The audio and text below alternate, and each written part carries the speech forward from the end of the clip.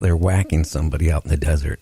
Yeah. That's always funny. Every year when I, except this last year because my health, I couldn't do it, but going to Reno, leaving actually from Tacoma, then going to Reno, going to Las Vegas, you go through the deserts right there, especially around Las Vegas, and you see all this desert for miles and miles, and you wonder how many people are planted out there. Oh, I bet a lot. Probably wherever there's a little plant growing. That's probably the only fertilization they get out there in the desert. So I bet if you dig up any plant out there, you'll find a skull. Yeah, there's probably thousands out there, through the years.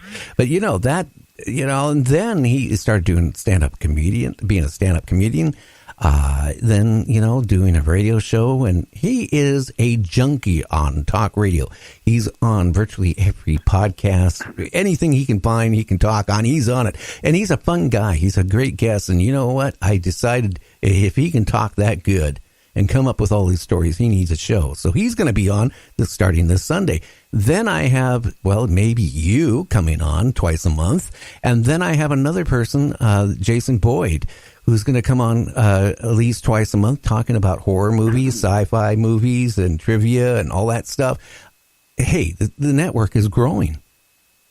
Yeah. In fact, since you and I talked about me possibly having a show, I've already decided who my first guest is, and I already talked to him, and we're working out the details. So when we're done, you and I guess we'll start discussing the schedule, because I really want to do it. And your show has so much exposure. In fact, the way I see your show is like a blood relative to the original Coast to Coast, that Art Bell started. I mean, I grew up listening to Art Bell back in the early 90s, right when I had joined the military, and I was living out in California, and I had belonged to MUFON. I was going to language school out there, and I just couldn't. I loved, if I had like a military shift where I had to work from like 8 p.m. to 6 a.m., I was great with that, because I would turn on the, Coast to Coast AM and listen to Art Bell for 3 hours, and time would just fly. And then they would replay it right after that, so I could listen to it for 6 hours. And then by the time 6 o'clock rolled around, I was wondering if I was going to go outside and see a UFO, and it just, it takes you into a different world. Well, it gets you thinking. You don't really hear on mainstream radio. Yeah, nobody will ever replace Art Bell. I guarantee it. I mean, no. There's no way. He was the right person, the right time, and if it wasn't for John Lear coming in and talking, Art told me the whole story behind that. That was awesome. And he was, they got together, sitting having coffee, and Art smoking probably a pack of cigarettes in the conference room at the station. And John Lear goes, well, you know what? Because Art was at that time doing a normal talk show. You talk about politics, you talk about what's going on in Las Vegas, whatever, and he was tired of it. And John Lear goes, no, Art, you need to get into the paranormal, UFOs and aliens. People will eat it up. And you know what? Art tried it. He didn't even ask permission at the station. He tried it.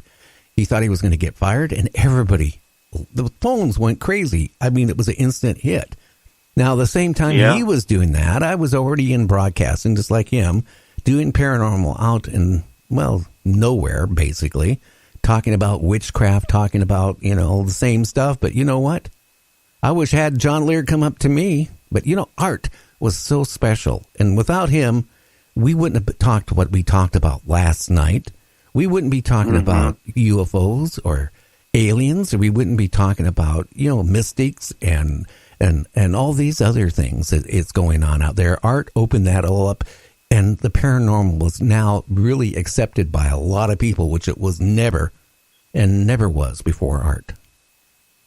Yeah, we needed a pioneer like him in broadcast radio, because it was so not mainstream, and people were really not being given a opportunity to even think about it. And then for it to be available, I guarantee it really drew a lot of audience that didn't even really consider the subjects, probably didn't take it seriously if they did. And then they could, go and listen to his show, just like your show, and have someone who could moderate it the right way and allow the guests to come on and say what they needed to say. The one thing I liked about Art Bell was kind of, he he remained neutral in a way. He didn't really jump on one side of the fence or the other. I mean, I have a feeling of what his beliefs might have been, but he did a really good job at keeping things balanced for the audience so that it wasn't so one-sided from the guest perspective, that he could keep it, you know, in the ballpark for the audience to feel like it wasn't just kind of a goofy off-the-wall show that was just way out there without any kind of control mechanism to it. And he really did a good job at having a great format. His format was awesome. The way he did the music, the commercials, the intrigue, and the solid, you know, kind of legitimate feel to the whole thing. And his voice was, and that's what I get out of your show. Well, his voice was like, you know, this just, you know, rocked for doing what he was doing now. But anyway, let's not talk about me or Art or Coast to Coast or, you know, Night Dreams Talk Radio people. And I just want to say hi to Karen Banks. And I don't have my glasses on, people. And the monitor is far enough away, I can't see who's all messaging me on Facebook Live. But all I can see is I was scrolling through pages of people on there. So I just want to say, everybody on Facebook Live, you know, thank you for tuning in and watching this fat guy. And yes, I would put the camera. Say hi to Karen Banks. Oh, Karen Banks is on there. Yes, and you know, interesting, because I think I'm a Facebook friend with her. Probably she is one cool lady. I actually won a couple books off of her show. But now let's get into you. Okay, let's dig deep in here. Okay, you were fed up with the DOD, right? You wanted, you already did what, a couple of comedy clubs off, or a couple of things off the side. You went up to your boss and you told him you wanted to do acting, and they basically told you, if you're going to do that, goodbye. Well, I was, in 2004, I started taking acting classes down in Miami at Nova University with the commercial actor Bruce Michael. He was my first real acting coach in down there in 2004. And I was working as a counterterrorism analyst at Southern Command. And so I started getting into it. But right around 2004, just as that class was ending, I took another job as a contractor over at headquarters SOCOM up in Tampa, because I had a house there too, and I was renting it out, and I just wanted to get back into my house. I wanted some stability. I didn't like having to collect rent, and I wanted to be back in Tampa. I liked it so much better than Miami. It's just a different feel. So I took the data manager job at headquarters SOCOM in the SOGICSI, the Special Operations Joint Interagency Collaboration Center, where I was managing a centralized intelligence database for global special forces operations, dealing with all of the intelligence coming in from everywhere. And so I had to manage it into the database, make sure that the parsing codes were working properly, so that the analysts at the Pentagon and in SOCOM and the different commands, and Central Command, because they were co-located at MacDill Air Force Base. CENTCOM and SOCOM share a base at MacDill in Tampa. And I was doing that for a couple of years there, 2 years, from 2004 to 2006. And at that time, when I had moved back to Tampa, I started taking more classes, acting classes, with Corinne Brosquette, who had studied under Lee Strasberg at the Actors Studio in New York. She studied under him as a student for 4 years, an acting student, and then she became a teacher with him and under him for a couple of years. And then she was in the Broadway musical, the original Broadway musical for Hair, and she toured the country, and she was just a brilliant actress and also knew how to teach. And so I took her acting class in St. Pete while I was there in Tampa, and because they're right next to each other, Tampa, St. Pete. And I started going on auditions after that. And then I got an agent, and so I started booking some like commercials, extra work in movies, lead roles in stage plays, and I was getting paid to do theater. I was getting paid to do commercials. I was getting paid to be in movies.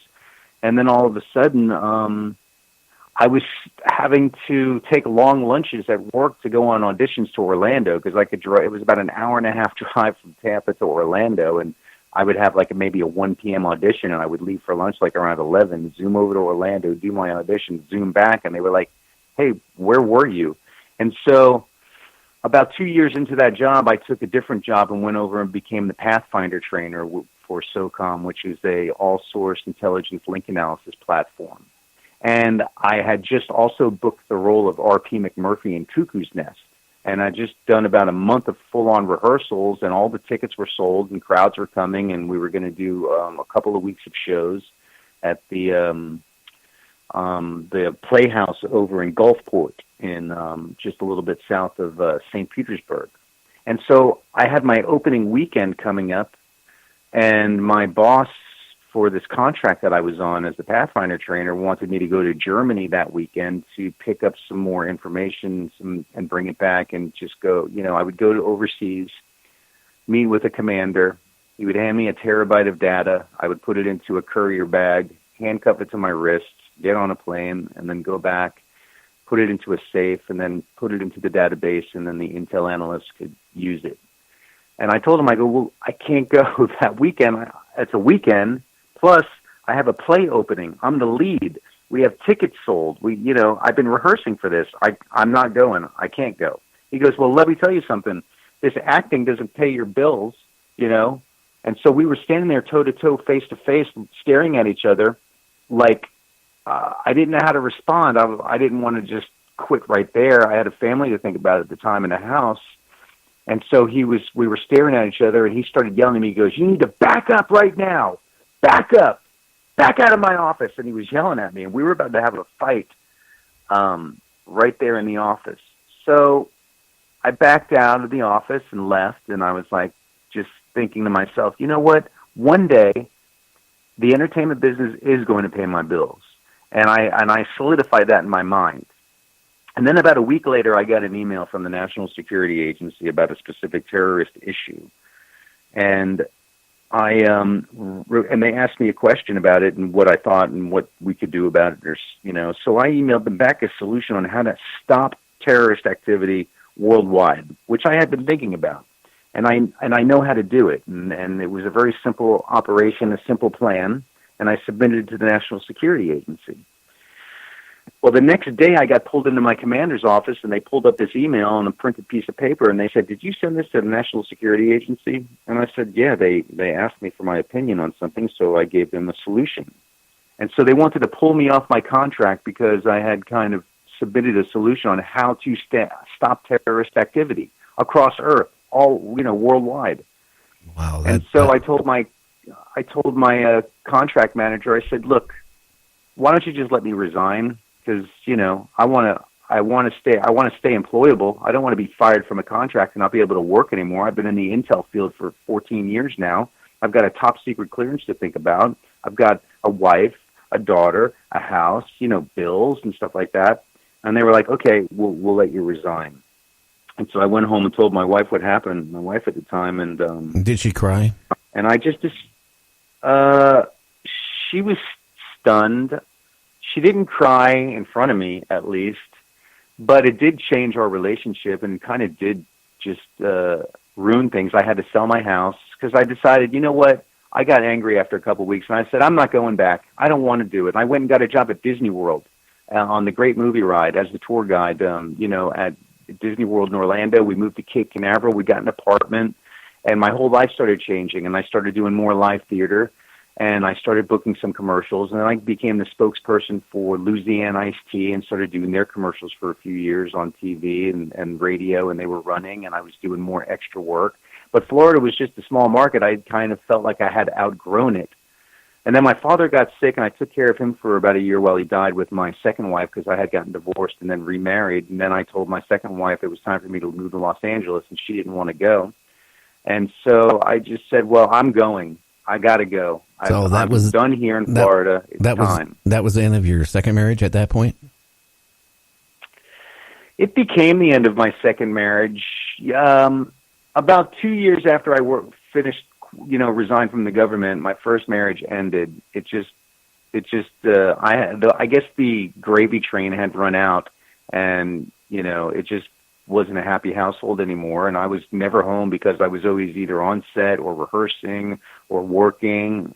And if you're going to make it in the industry, especially in the entertainment industry, it's really all or nothing. It's like playing professional sports. You got to eat, think, sleep your career. Because I didn't want to just be an actor at a certain point. I didn't want to be a guy knocking on doors asking if I could be in somebody's project. So I decided to start producing and directing and writing and publishing. And I had also made the decision when I left the government